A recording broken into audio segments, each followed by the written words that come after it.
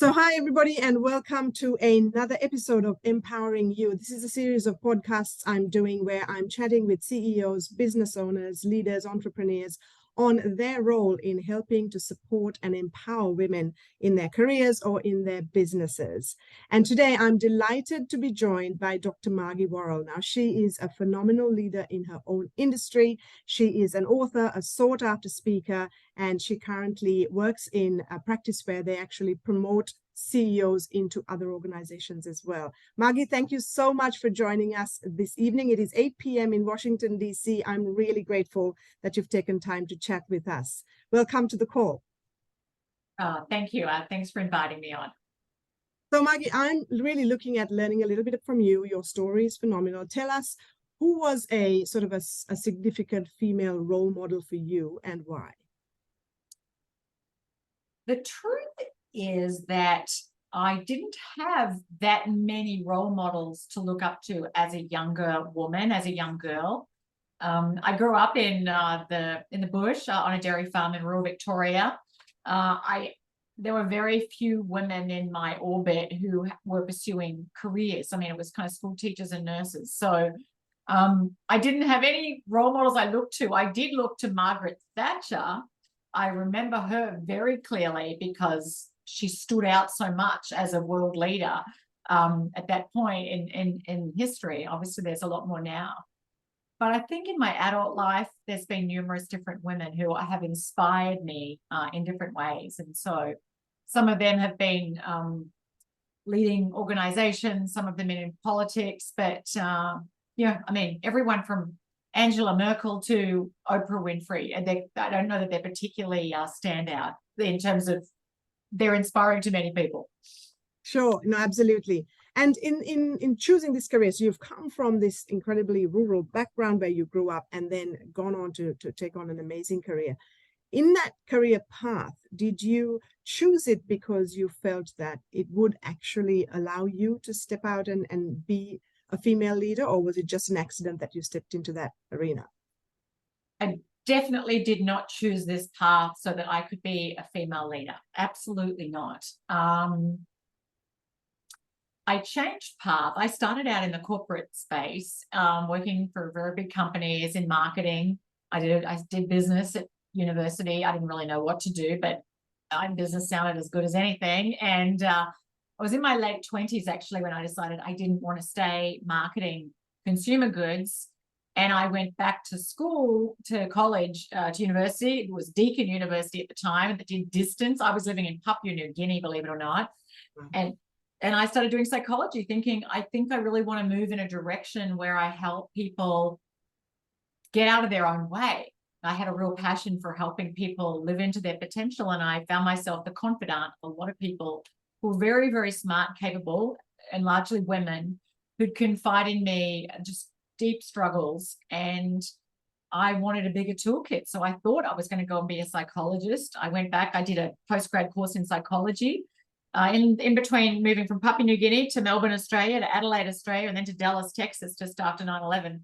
And that was when I heard about coaching. And I thought, oh, that's much more aligned with who I am, very forward-focused, strong bias for action, as distinct from being a therapist. And so I really was pursuing my passion the whole way. So I started a coaching business. And then I decided, which for me was really brave, to write a book, because I didn't really know, I hadn't studied writing, but I was so passionate about helping people to be braver. And I found myself gravitating to and probably attracting women more so than male clients, in that I was a mum. I had 4 kids at the time that I was juggling.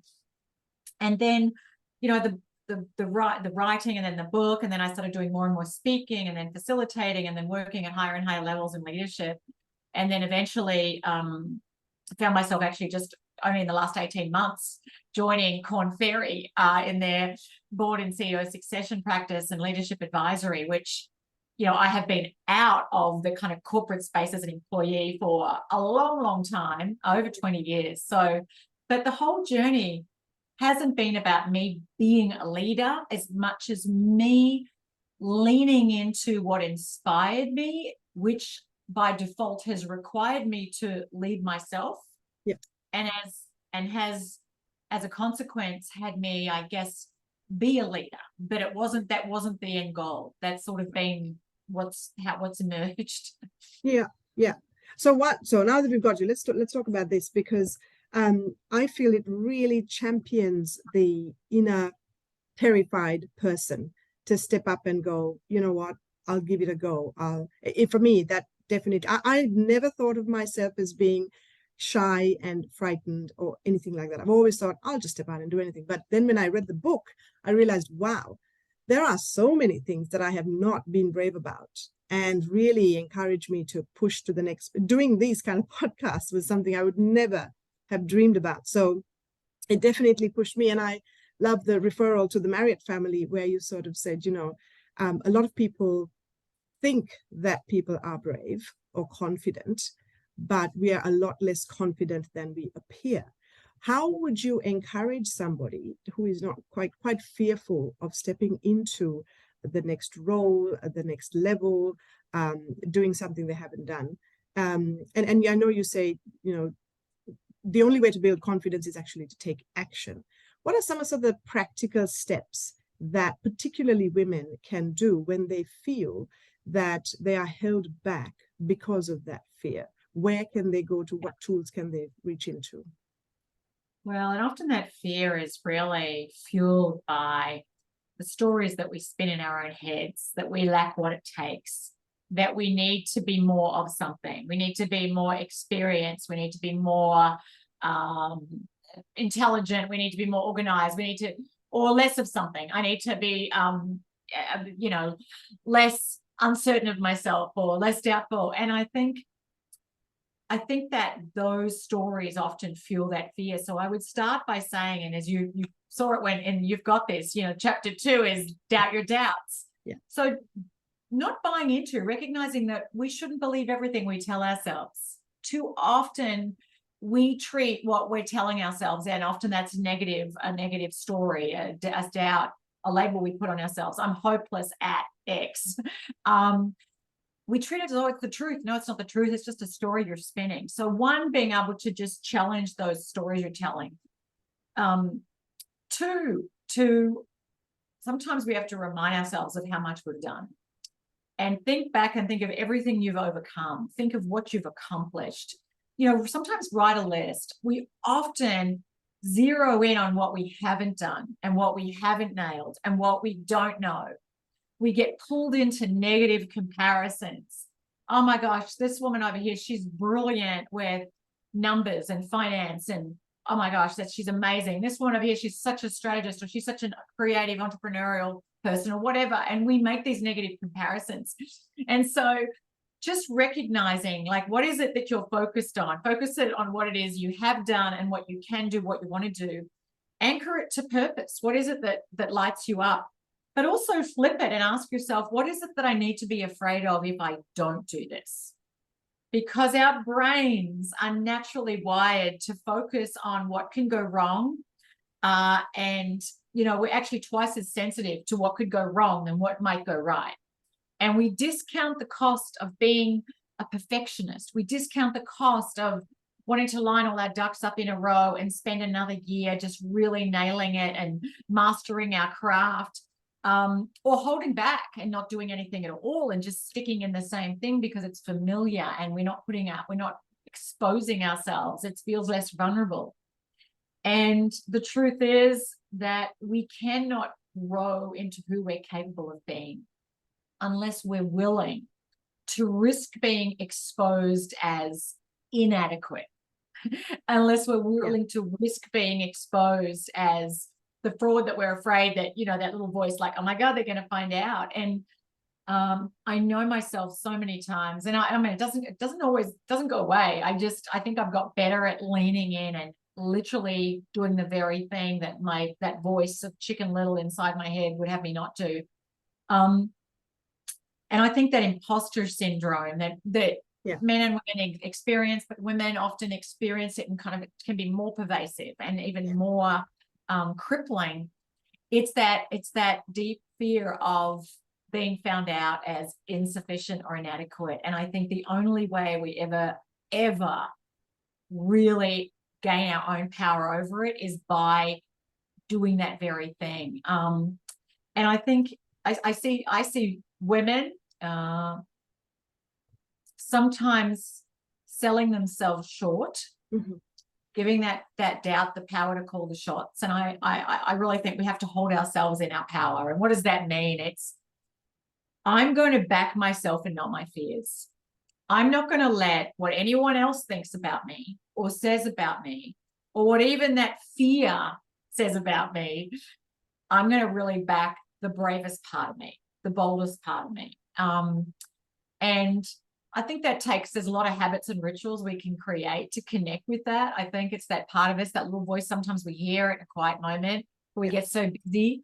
And so that's where I'm a really big advocate, as you would have read about, and you've got this of really prioritizing the habits, practices, and rituals that empower us, that allow us to bring our best and bravest self to life more often. We can all have moments, but imagine if every day you were like feeling empowered, powerful, purposeful, positive 98% of the day, or 100%. I don't think anyone feels it 100%, but imagine if you felt it more often. Yeah. I love that word ritual, because I, especially in the industry that I'm in, and you having grown up in a rural part of Australia, would have come across, pockets of society where there are particularly women who are really kind of run down by others, and being told even by their spouse, perhaps, you're not good enough, you can barely raise the children, you certainly can't run a business, you're no good to go out to the world. And I come across these women all the time. And a huge part of our role, even prior to getting them into business, is to get them over that mindset of being told, you're useless, you can't do anything. And we see that cycle. And a lot of what we are trying to do is that ritual side on a day-to-day basis, getting them to plug into things. And also surround yourself with people who bring out your best, who call you out when you're talking yourself down and say, I'm not buying into that BS. It's not who you are. I know you're bigger than that. I had a really breakdown/breakthrough moment years ago. I was at a personal development conference, and I must have got up, and you're supposed to state what you stand for. And this woman came up to me. I didn't know her. And she said, I don't buy what you said. You're kind of playing yourself so small. You are capable of so much more than that. And she really called me out. And I'd spent a couple of days with her, but I hadn't known her before that. And I broke down crying, like sobbing, crying, and cried for hours. Like literally the rest of the night I sat there crying at this event, like just sobbing. And what I'd got present to with this woman, Jody Lane, I still remember her name, calling me out, was because what I got present to was that I was terrified of playing a big game, because I was terrified that I wouldn't be able to succeed if I played a big game. And to me, my metaphor at the time, I grew up in a little tiny area of Australia, Victoria. There was a local football club, the Swan Reach Football Club. My dad had played for that football club. In fact, he was best and fairest at that football club. And for me at the time, it was like daring to go and try and play the VFL or the AFL, as it is today. You're like, what if I dared to do? Because it's a whole lot more competitive there. It's like you can flame out faster, you can fall short, because it's a whole different league. But what I got really present to was what I do not want to be on my deathbed one day and look back on the life that was, when there's no more choices available to me, and go, what if you tried? What if you tried? Which brings me to another key point when it comes to reframing, when we're having doubt, is just, what are you putting at risk if you don't do this thing? Yeah. And, whether it was, honestly, for me, having my fourth child, whether it was writing my first book, and every book since, but that first one particularly, because I was terrified. I wasn't that good a writer. I didn't really know where the apostrophes went. I went to a one-room schoolhouse, blah, blah, blah. I could give you all the reasons why I really wasn't equipped and qualified to write a book. But I just remember thinking, I don't want to look back one day and go, what if I tried? And what might have opened up. And, was it a literary masterpiece? No. I'm never going to retire on royalties from my books, so certainly not at this point in the game. But by having the guts to write the book and risk it not being a brilliant book, it actually opened up immense, huge doors of opportunity for me that I couldn't have imagined. I started doing media to promote it. Then I started getting a regular television spot on the local TV show. And then that built, and a whole lot of doors opened up and invitations to speak in bigger and bigger forums, etc. And it wasn't part of some business plan, as much as I was just continually leaning in and going, what would I do if I was being brave? And so to the women that you talk to, and I think the Australian cultural context is really relevant here. Yeah. I grew up in a place where, it was a bigger insult to be called up yourself than it was to have been called a bitch. Yes. Or awful or mean or something, or selfish. No, you don't want to be called that. But worst of all would be to be told you were stuck up or up yourself. Yeah. Yeah. And I think that's a manifestation of the tall poppy syndrome, which, while we like to think it's largely behind us, I see it in the Australian culture because I grew up in Australia. I'm an Aussie, but I live now in the US. I think this is my 13th or 14th year on my second stint living here. And so I can see things through a different lens that I wouldn't have. And I think there is still an element of don't aim too high and don't think you're that good. And if you do think you're good, certainly don't tell too many people. Right. Right. And I think it sort of puts the brakes on and stifles aspiration. And you do have to deal with the possibility that you might be incredibly successful, and then people will really be looking for ways to pull you down. Yeah.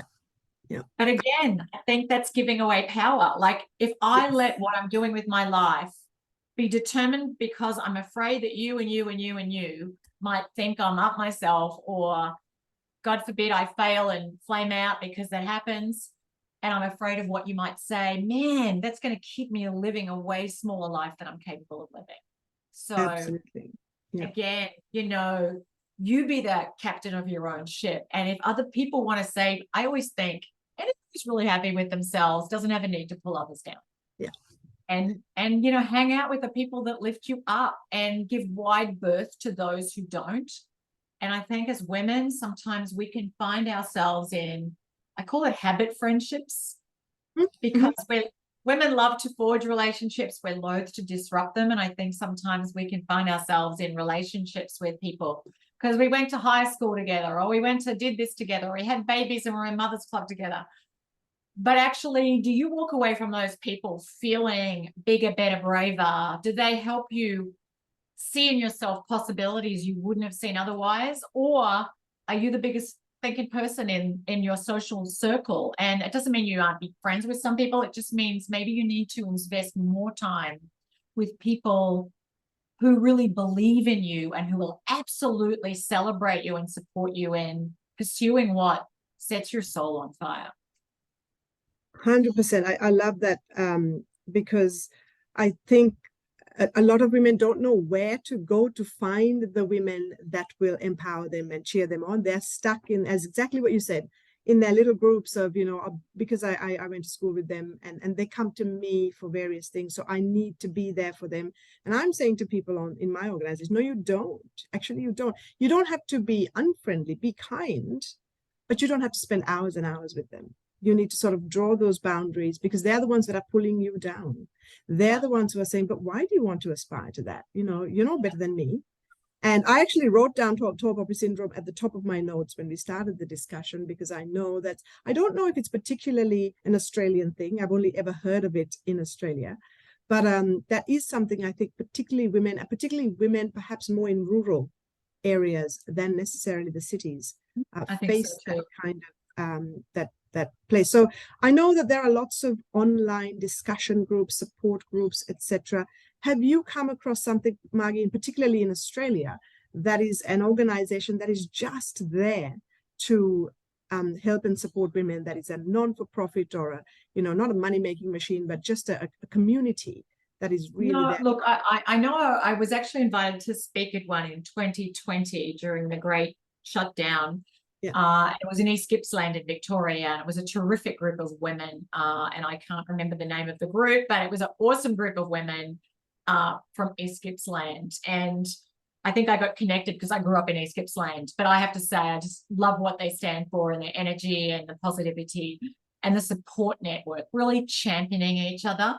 Yeah. You know, and I think there are women who exist still who get threatened by other women and can pull them down.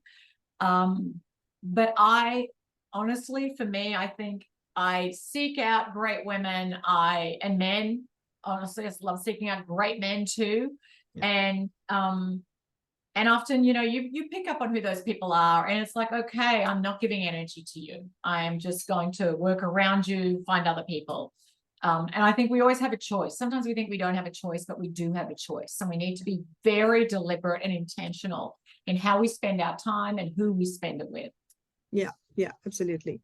In your own career, Margie, have you ever come across a situation where, you know, you felt that a particular situation or a relationship had the risk of dragging you down, and then you took some steps to move away from that so that you took that power back? Just a practical example or something like that. Yeah, I have.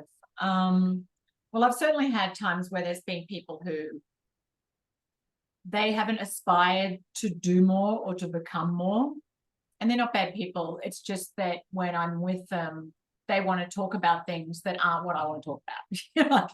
I love to talk about, what are you up to? What are you doing? How are you growing? I don't care if it's something completely different than what I'm doing, but that's inspiring to me. If I hear someone's training for a marathon, I might want to run a marathon, but I'm so impressed that they get up every morning early. I'm like, it makes me go, okay, I need to just set the alarm half an hour earlier, you know. But early in my career, actually, I had an experience of working in a team with all women, all female team. And I was in my 20s. I confided to one of them early on that I was finding it a little challenging with the manager, and she took that information, used it against me. Wow. And it was quite a toxic work environment. Right. And in hindsight, looking back, I wished I'd had the courage to step up and say, I'm really disappointed that you took that information and shared it. I had trusted you. Clearly, I shouldn't have. I wished I'd gone to my manager and been more assertive and direct. I didn't. I just gradually checked out, like what we call now quiet quitting. Yeah. And then I eventually left. And on my last day, I got called into my manager's office. I was a man. And he said, I'm really disappointed that you're leaving. We were very excited when you joined. We have great aspirations for you. And, you know, why are you leaving? And it was the first time I thought, well, I'm just going to tell the truth. So I shared with him. I said, it's been a really difficult work environment, just everything. I had a whole list. And he said, wow, I wished I had known, because then I could have done something about it. Yeah. And to me, the lesson was, back yourself. Yeah. And if you have needs or you have problems or concerns, let people know who have the power to do something about it. Don't sit and whinge to everybody else, you know, when you go out drinking at night, or your partner or your friend. Like, don't complain unless it's to someone who can do something about it. And I didn't do that. It was kind of a painful lesson, and you know, it is as it is. I learned, and I'd like to think I've learned a lot from that actual experience, which was not fun. It was actually quite difficult. But so yeah, I think, I mean, all of us at times have to deal with toxic people. I mean, there's energy givers, there's energy takers, and be an energy giver. Surround yourself with energy givers, and set hard boundaries on those who continually, I mean, we all have bad days or months, and sometimes I have good friends that they're in a period where they can't give. They're in a really tough place, and that's what friendship is. And you give and you give. But I think we have to be really careful of always filling up our own cup, because people can't drink from an empty cup. And I think that practicing that self-fullness, I call it self-fullness. You know, how do we fill ourselves up so that we don't find ourselves burn out and spread so thin? And that, I think, comes back to a little bit what we talked about rituals before, to do something on a daily basis, not that you do it once and then you wait 3 months and you do it again, to sort of try and fill yourself up a little bit every day, Well, yeah. And I know, and I think like to be really specific on that, like what does that mean? And different people find different things helpful. I don't think there's one formula, but I kind of think if you broke it up, body, mind, spirit, like we have to take care of ourselves physically, eat well, get sleep, and move your body. And you don't need to become a dietitian or hire a personal trainer to just take care of yourself physically. I mean, you can, that's great, but we all know if you just do 10% better, it makes a big difference. And I know for me, starting my day, I usually read something that feeds my spirit, that helps me be really intentional and purposeful and really operating from my highest place of who I want to be. I nearly always go out and do some exercise. Sometimes if I'm traveling, I send a few yoga stretches in a hotel room, but it just sets me up for the day so much better. And I think we really need to prioritize that. And, I know when I have tiny little kids, it's like you don't start the day with a 30-minute time because you've got kids climbing all over you. Yeah. I'm in a different season of life now, so I have a freedom to do things that I didn't once upon a time. But I think it's really important to do like daily. And sometimes in the afternoon I'll sit down and make myself a cup of tea between Zoom calls or something, and I'll just pick something up and read it, and it just helps me reset, or I'll do a meditation or whatever. And I think the small little things we do every day that few people can see actually are what creates the really big results that people often want. And they go, wow, how do you do that? How did you do that? And you know what? Yeah, there was lots of actions that led to that, but it was continually doing the little things that expanded my bandwidth to handle stress better. It's not the load we carry, it's how we carry it. Well, what helps you carry your load better? Yeah, that is powerful, particularly for women, where you mentioned, if you do have 3 children running around you, you're trying to get to work, you're trying to juggle the stress at work, you're trying to also manage everything on the home front. I think that's when it sort of comes undone, because you're not looking after those 3 elements as well. So thank you, Margie. Thank you so much for joining us. It's been amazing. I think that, a lot of people, and I'm going to sort of tag a couple of the books. Thank you for having them on the screen there as well. I honestly forgot I had that Zoom background till about 2 minutes before we started this. I'm like, I want to throw this thing up. It's great. It's great. So I'm looking forward to reading the others as well. And is there someone in your world that you can recommend, nominate, that would also love to share about their journey? Because I would love to reach out to them and just have a chat as well. Yes, Mary Barrett.